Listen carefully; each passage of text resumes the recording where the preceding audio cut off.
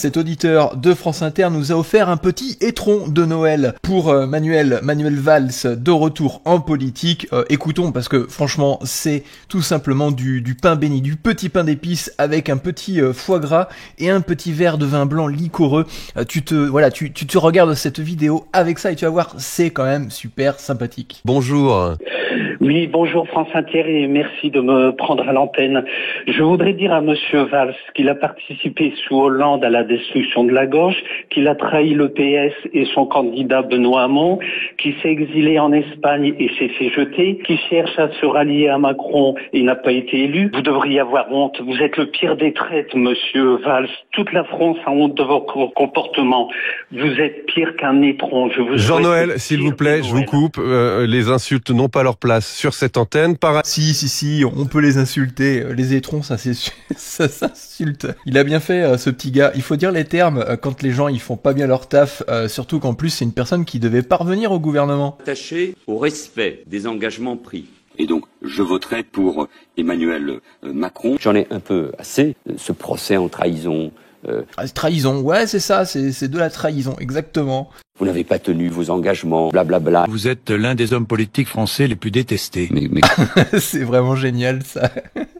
Je sais pas si c'est le plus détesté, parce que du coup, maintenant, il y a une compète entre, justement, Manuel Valls et puis Emmanuel Macron. Dis-moi dans les commentaires lequel tu détestes le plus, si tu devais mettre un seul podium en première position, où on peut faire une espèce de tête d'affiche du style Emmanuel Macron, Manuel Valls, et puis François Bayrou.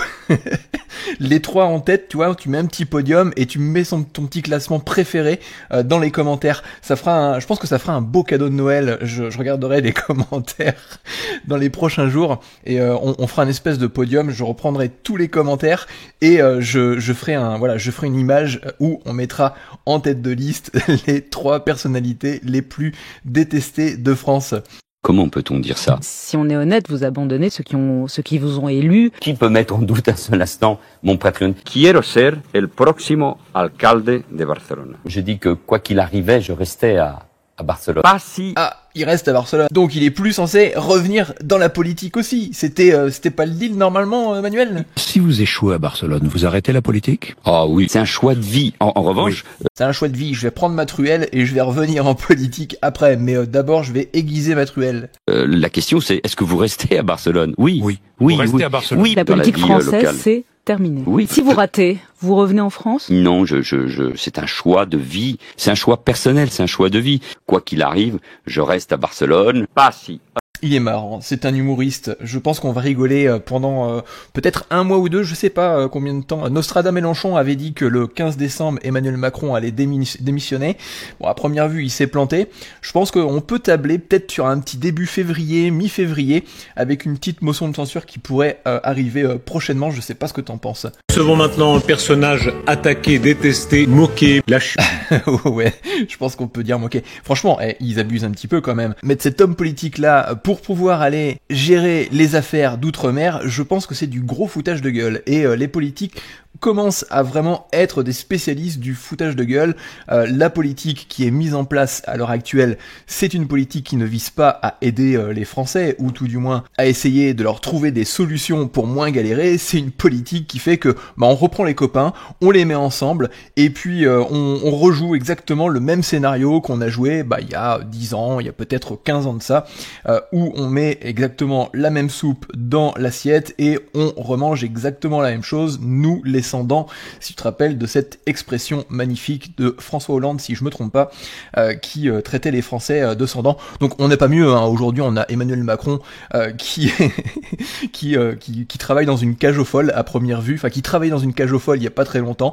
Donc on a quand même un gouvernement de pantins, un gouvernement de guignols qui ne cherche pas, absolument pas et toujours pas à aider les Français, mais tout simplement à essayer de remettre les copains au meilleur endroit de façon à s'en mettre plein les poches, et pendant ce temps-là, qui est-ce qu'on va essayer de tirer vers le bas?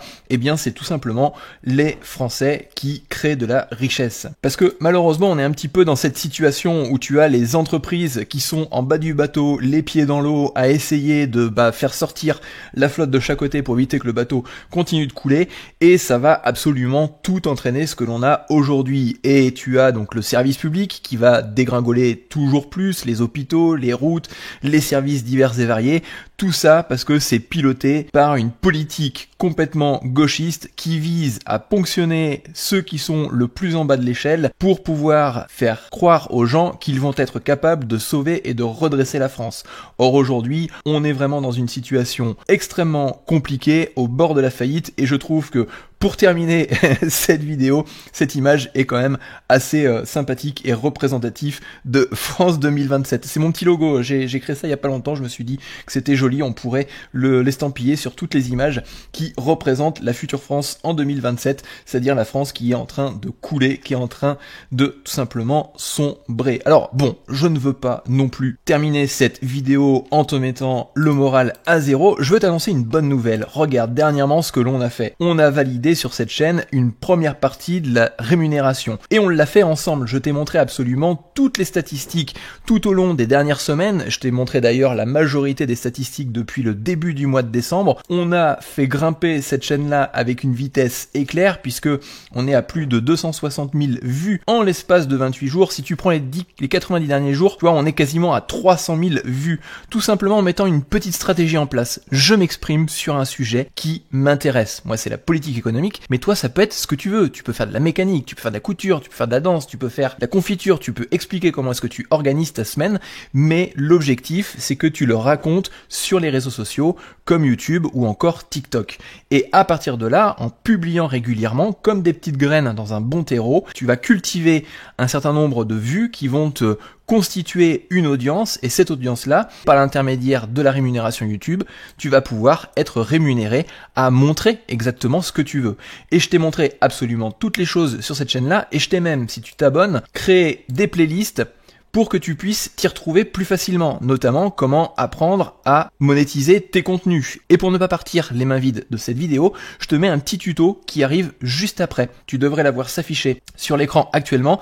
C'est comment avoir tes 1000 premiers abonnés sur YouTube sans faire trop d'efforts. Parce que faire du montage, ça peut être contraignant, ça peut être compliqué, ça peut aussi faire peur. Et c'est pour cette raison que je t'ai fait cette vidéo pour que tu puisses te lancer le plus vite possible.